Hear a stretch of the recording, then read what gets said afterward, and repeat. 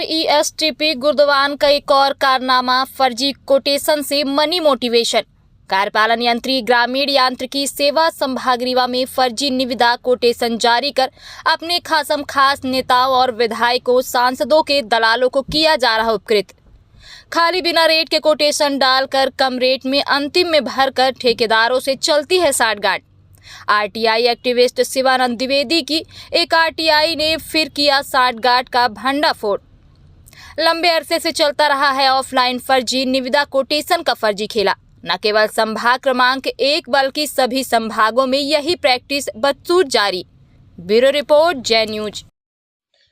देखिए, रीवा ग्रामीण यांत्रिकी सेवा जो संभाग क्रमांक 1 में कार्यपालन यंत्री हैं टीपी गुर्दवान, इनका एक और भी मामला सामने आया है जिसमें इनके द्वारा जो विभागीय कार्य होते हैं, जो ग्रामीण यांत्रिकी सेवा के जो कार्य होते हैं विभागीय, उन कार्यों में अंडर टेबल किस तरह से ये निविदा कोटेशन का मामला चलता है, उसका एक हमने आरटीआई लगाया था तो उसमें दस्तावेज प्राप्त हुए थे।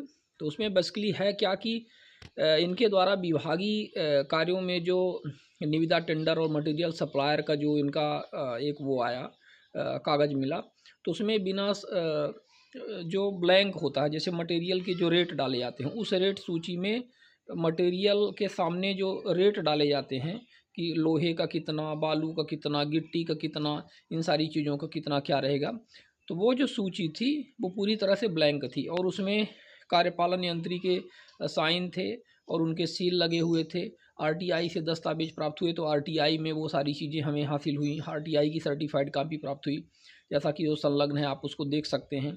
तो इस तरह से जब ये मामला हमारे संज्ञान में आया तो इसको हमने संबंधित जो संभागायुक्त हैं और जो सीईओ जिला पंचायत हैं, जिला कलेक्टर हैं, हमने उसकी शिकायत करी कि भाई ये जांच करवाई जाए। ये तो बहुत गंभीर मामला है कि आप अपने मन मुताबिक, अपने मन चाहे जो वेंडर है, मटेरियल सप्लायर है, उसको आप ये ब्लैंक इस तरह से डाल करके और उसमें टेंडर होने के बाद में लोगों को ये चीज़ें आप दे देते हैं, उसमें भर देते हैं फिर, क्योंकि सबसे लोवेस्ट उसमें रेट डाल दिया गया। जैसे आप सोचिए कि ब्लैंक आपने दिया, ब्लैंक डाला हुआ है, अब 5 लोगों ने मटेरियल सप्लायर के तौर पर उसमें अपनी आवेदन दिया। 5 लोगों में से अब उसमें से उनको नहीं सेलेक्ट करना है, उनको एक अपने व्यक्ति को सेलेक्ट करना है। अपने व्यक्ति का उन्होंने आवेदन ले लिया, लेकिन उस व्यक्ति का आवेदन लेने के बाद में उसमें रेट सूची नहीं डाली। रेट सूची वो कब डालेंगे? अंत में डालेंगे। 5 का एवरेज निकाल करके कि किसी ने 15% बिलो डाला, किसी ने 20% बिलो डाला, तो जिस व्यक्ति को इनको देना है, तो चूंकि पहले से इनका वो ब्लैंक रहता है पूरा फॉर्मेट, तो उस ब्लैंक में ये क्या करते हैं कि रेट सूची में 21% बिलो इन्होंने डाल दिया, यानी कि थोड़ा सा 1% कम डाल दिया, तो इनके मन चाहा जो इनका वेंडर है, मटेरियल सप्लायर है, उसको मिल गया। इस तरह से गंभीर मामला आया है और इस तरह से बहुत सारे इस तरह से मामले चल रहे हैं। मतलब इस तरह से देखा जाए तो कई सारे इस तरह से केसेस सामने आए हैं। अभी भी अंडर टेबल निविदा कोटेशन का काम चल रहा है, तो इसकी हमने शिकायत करी है, इसकी जांच की जा रही है।